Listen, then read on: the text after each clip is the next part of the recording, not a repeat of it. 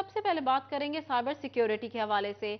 Online कर्ज लेने वाले किसी झांसे में ना आए। उधार ऐप, लोन ऐप और इस किस्म की दीगर ऐप्स पर जाती मालूमात शेयर की तो लाखों का नुकसान उठाना पड़ेगा।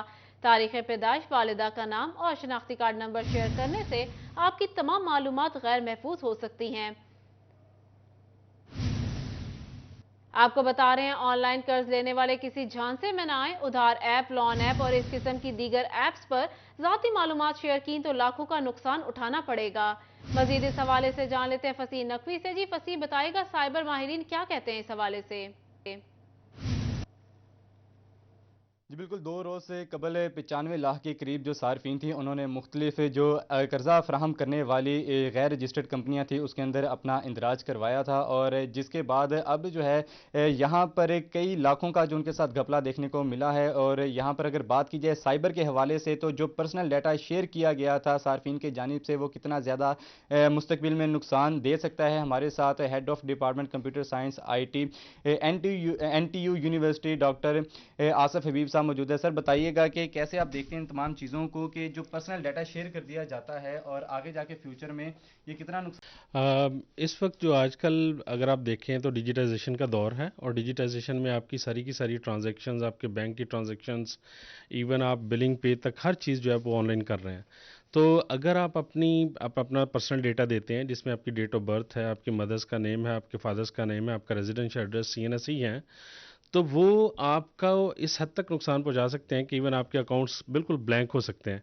क्योंकि लेट्स सपोज अगर किसी बैंक का अकाउंट आपने पासवर्ड ऑनलाइन जो एप्लीकेशन है उसको आपने रीसेट करना, तो उसके लिए 2-3 चीज़ें इन्फॉर्मेशन चाहिए होती हैं। एक आपका CNSE नंबर चाहिए होता है, आपकी मदर का नेम चाहिए होता है, और आपकी डेट ऑफ बर्थ चाहिए होती है। और अगर ये आपकी पब्लिक हो जाती है तो आप अज्यूम कर सकते हैं कि आपको कितना बड़ा नुकसान हो सकता है। नुकसान हो सकता है। सर इसके साथ साथ ये भी बताइएगा कि जो लालच दे दिया जाता है कि इतने डिपॉजिट करें तो उसके बाद आपको महाना इतना मिल जाएगा, पैसे मिल जाएंगे, इसको कैसे देखते हैं कि किस तरह हमें होशियार रहना चाहिए ऐसी ऐप से। हाँ जी, बेसिकली इसकी जो वजह है, ये सारे फ्रॉड की जो विक्टिम्स बनते हैं, एक तो लालच है कि मतलब आपको लालच दिया जाता है कि इतने कम पैसों में आप इसको डबल कर देंगे, ट्रिपल कर देंगे, आसान कर्जा है और आप बड़ा इजीली पे कर सकते हैं। ऐसी कोई स्कीम्स नहीं होती जो गवर्नमेंट से रजिस्टर्ड। पहली तो बात यह है, अगर कोई गवर्नमेंट से रजिस्टर्ड नहीं तो आपको किसी तौर पर भी उसको रजिस्टर नहीं करना चाहिए उस ऐप को।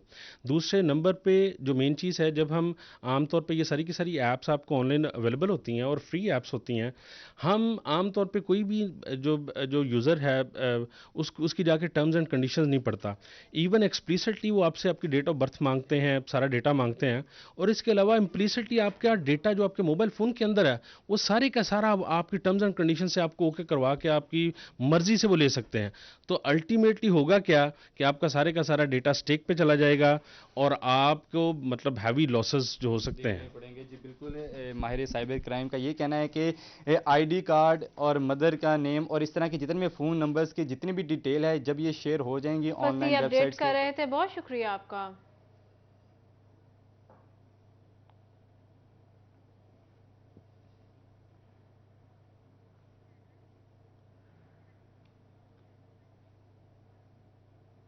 Federal board of revenue tax नादहिंदगान के खिलाफ इन एक्शन। 10 टैक्स गुजार कंपनियों के बैंक अकाउंट्स फ्रीज करके 1.5 करोड़ रुपए की रिकवरी कर ली गई। आपको बता रहे हैं, federal board of revenue tax नादहिंदगान के खिलाफ इन एक्शन। मजीद इस हवाले से जान लेते हैं उमैर अजमत से। जी उमैर, बताइएगा। FBR ने माली साल 2022 के पहले 6 महीनों में 31 अरब रुपए से ज्यादा टैक्स वसूलियां की। इनकम टैक्स वसूली 39% इजाफे से 20 अरब रुपए रही, जो गुज़श्ता वर्ष इसी अरसे में 14,164 मिलियन रुपए थी। सेल्स टैक्स वसूलियां 9,890 मिलियन रुपए से बढ़कर 11 अरब रुपए हो गईं। हमने जो ओवरऑल ग्रोथ अचीव की है 5 महीनों में इस साल, जो माली साल के, वो 28% से ज़्यादा है। और पिछले साल 5 महीनों के अंदर हमने 24 अरब के टैक्स कलेक्ट किए थे, जबकि इस दफ़ा ये 31 अरब से ज़ायद की कलेक्शन हो चुकी है। FBR के इरादो शुमार के मुताबिक टैक्स गुजारों को रिफंड्स की अदायगियों में भी गुज़श्ता साल के मुकाबले इजाफा हुआ और डिवीजन भर में रिफंड्स की मद में 18 अरब रुपए अदायगियां की गईं। Chief commissioner FBR Mahmood Hussain Jafri के मुताबिक 50,000 नए लोग टैक्स नेट में रजिस्टर्ड हुए, जिसके बाद NTN होल्डर्स की तादाद रिकॉर्ड सतह पर 6 लाख से तजावुज कर गई। इनकम टैक्स गोशवारे जमा करवाने वालों की तादाद भी 2.5 लाख से बढ़ चुकी है। 50,000 से जायद नए टैक्स गुजारों ने इस दफा रिटर्न हमें दिए, जो कि एक रिकॉर्ड है एक साल के लिए। अभी तकरीबन 2.5 लाख के करीब जो हमारी रिटर्न आई है और मजीद भी अभी आ रही हैं, तो 50,000 वो लोग हैं जिन्होंने पहले कभी रिटर्न नहीं दी थी। टैक्स चोरी रोकने के लिए सेल्स टैक्स के तस्दीकी निजाम POS में रजिस्ट्रेशन के लिए फैसलाबाद रीजनल टैक्स दफ्तर का मुल्क भर में तीसरा नंबर रहा। मानचेस्टर ऑफ पाकिस्तान में माली साल 2022 के दौरान टैक्स अदायगियों में 28% तक इजाफा रिकॉर्ड किया गया और गुज़श्ता साल के 24 अरब रुपए के मुकाबले में 31 अरब रुपए FPR को टैक्स वसूल हुआ, जबकि टैक्स गुजारों को 18 अरब रुपए की रिफंड की मद में अदायगियां हुई। 50,000 नए लोग सिस्टम का हिस्सा बने। कैमरामैन मोहम्मद बकास के हमरा Umair Azmat, city 41 Faisalabad. Federal board of revenue tax नादहिंदगान के खिलाफ इन एक्शन। 10 टैक्स गुजार कंपनियों के बैंक अकाउंट्स फ्रीज करके 1.5 करोड़ रुपए की रिकवरी कर ली गई। आपको बता दें, federal board of revenue tax नादहिंदगान के खिलाफ इन एक्शन। 10 टैक्स गुजार कंपनियों के बैंक अकाउंट्स फ्रीज करके 1.5 करोड़ रुपए की रिकवरी कर ली गई। मजीद इस हवाले से जान लेते हैं उमैर अजमत से। जी उमैर, बताइएगा। जी, फेडरल बोर्ड ऑफ रेवेन्यू की जानिब से टैक्स नादहिंदगान के खिलाफ कार्रवाइयाँ की गई हैं और इस हवाले से 10 टैक्स गुजारों के बैंक अकाउंट्स जो हैं वो कुर्क करके उनमें से 15 मिलियन रुपए की रिकवरी कर दी गई है। इस हवाले से फैसलाबाद रीजनल टैक्स दफ्तर हुक्काम के मुताबिक Ghulam Mohammad and sons, star printing और खलील अहमद समेत मजमूई तौर पर ये 10 लोग हैं जिनके ज़िम्मे गुज़श्ता सालों के वाजिबात थे और इस हवाले से उनको नोटिस भी जारी किए गए, मगर इन नादहिंदगान की जानिब से और डिफ़ॉल्टर्स की जानिब से वो टैक्सेस की रकम जो थी वो कौमी ख़जाने में जमा नहीं करवाई जा रही थी। इन अफराद की जानिब से शहरियों से मुख्तलिफ मसनूआत पर सेल्स टैक्स वसूल किया गया, मगर सरकार को जमा नहीं करवाया गया, जिस पर अब कानूनी तकाजे पूरे करते हुए इनके बैंक अकाउंट्स कुर्क किए गए और उनमें से 1 करोड़ 50 लाख रुपए की रकम जो है वो निकलवा ली गई है। FPR हुक्काम के मुताबिक रवा माली साल की दूसरी तिमाही अपने इख्तिताम के करीब है। अपडेट कर रहे थे, बहुत शुक्रिया आपका। चिन्योट में आटे के थैले पर जायद वसूली की शिकायत। सिटी 41 की निशानदही और चीफ सेक्रेटरी की हिदायत पर डिप्टी कमिश्नर ने आज इजलास तलब कर लिया।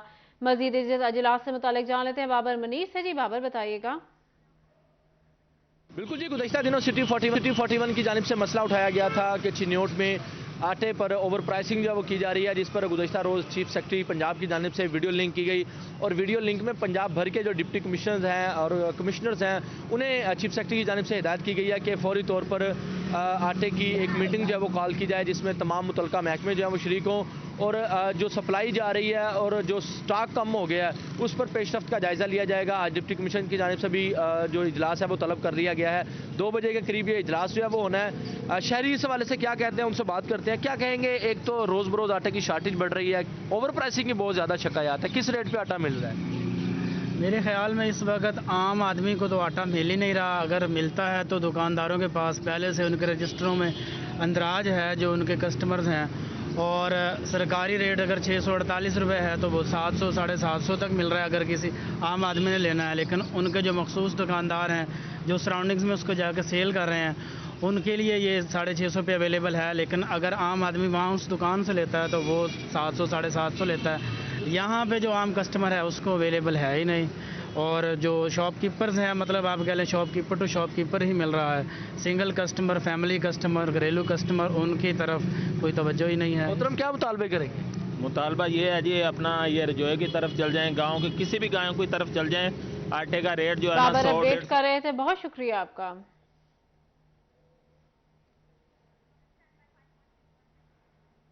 फैसलाबाद समेत पंजाब भर के कॉलेज तलबा के लिए बड़ी खबर। सर्दियों की छुट्टियों में इजाफा कर दिया गया। मौसम सरमा की तातीलात 8 जनवरी तक होंगी। सेक्रेटरी हायर एजुकेशन ने नोटिफिकेशन जारी कर दिया। तमाम कॉलेजेस 2 जनवरी की बजाय 9 जनवरी से खुलेंगे। सरकारी और प्राइवेट कॉलेजेस पर फैसले का इतलाक होगा। आपको बता रहे फैसलाबाद समेत पंजाब भर के कॉलेज तलबा के लिए बड़ी खबर।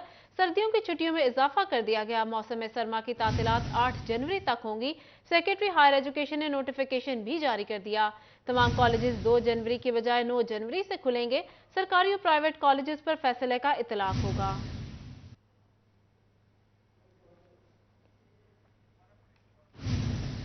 आपको बता रहे हैं फैसलाबाद समेत पंजाब भर के कॉलेज तलबा के लिए बड़ी खबर। सर्दियों की छुट्टियों में इजाफा कर दिया गया। मौसम सरमा की तातीलात 8 जनवरी तक होंगी। सेक्रेटरी हायर एजुकेशन ने नोटिफिकेशन जारी कर दिया। तमाम कॉलेजेस को 2 जनवरी की बजाय 9 जनवरी से खोला जाएगा। सरकारी और प्राइवेट कॉलेजेस पर फैसले का इतलाक होगा।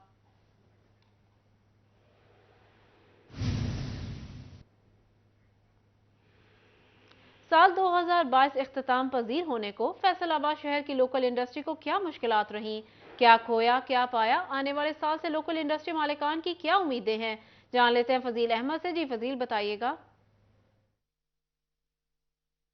आज बिल्कुल साल 2022 का एंड हो चुका है और आने वाले साल में भी जो फैसलाबाद की लोकल इंडस्ट्री है उनको क्या उम्मीदें हैं और ख़ास तौर पर साल 2022 जो है वो लोकल इंडस्ट्री के लिए कैसा रहा, पावरलूम सेक्टर जो है उसको क्या मुश्किलात रहीं 2022 के अंदर और 2022 के अंदर कारोबारी सूरत हाल जो है वो कैसी रही। Chairman council of powerloom owners association Waheed Khaliq रामे मेरे साथ मौजूद हैं, उनसे पूछते हैं वो क्या कहते हैं इस हवाले से।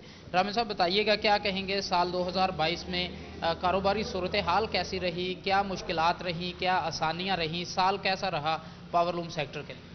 इतना मुश्किल साल रहा है कि शायद पिछले 10 सालों के अंदर भी इतनी मुश्किल सूरत हाल नहीं आई इंडस्ट्री के ऊपर, मजदूर के ऊपर, और तबाहियों भरा ये साल था। साल के पहले 2-3 माह को छोड़ के आखिरी 10 माह इतने बुरे थे कि इसमें वो फैक्ट्रियाँ जो चल रही थी वो बंद होना शुरू हो गई और लूम्स जो हैं 6 साल के बाद दोबारा स्क्रैप में बिकना शुरू हो गई हैं। यान जो है वो महंगा हो गया। पाकिस्तान की कपास जो है वो 60 लाख बेल्स के ऊपर ही रह गई। जो इतनी मायूसियाँ हुई हैं कि इसके बाद फिर सैलाब ने रही से कसर तोड़ जो है वो पूरी कर दी। तो फैक्ट्रियां बंद होने की वजह से हम समझते हैं कि ये एक तकलीफदेह साल था। लेकिन आने वाले साल से क्या उम्मीदें हैं रामे साहब ये बताएं। फजील अपडेट कर रहे थे, बहुत शुक्रिया आपका। दूसरी जानिब फैसलाबाद के ताजिर कहते हैं आलमी सतह पर पेट्रोल की कीमत $73 फी बैरल है, जिसके मुताबिक पाकिस्तान में पेट्रोल की कीमत 100 रुपए फी लीटर होना चाहिए। मजीद इस हवाले से जान लेते हैं शराज भट्ट से। जी शराज बताइएगा।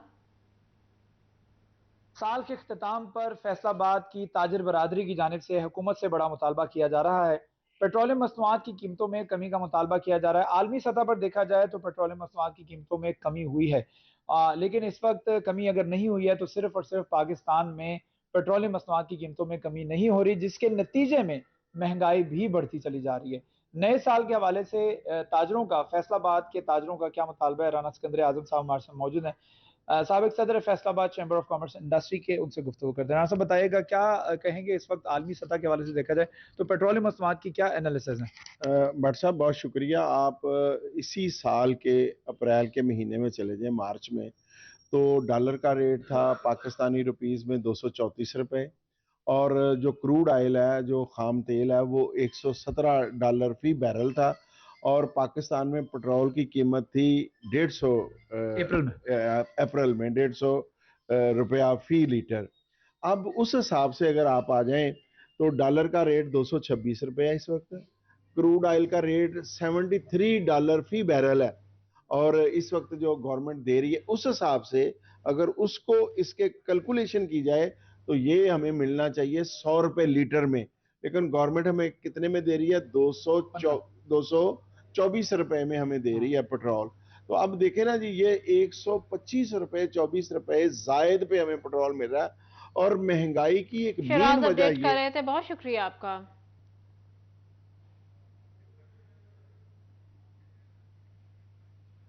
टोबा टेक सिंह शहर में सेवरेज मसाइल खत्म होंगे। 63 करोड़ के बड़े मंसूबे पर काम तेजी से जारी। सेवरेज लाइन बिछाने का काम इकबाल नगर तक पहुंच गया। मजीद इस हवाले से जान लेते हैं मुबशिर हसन नकवी से। जी मुबशिर।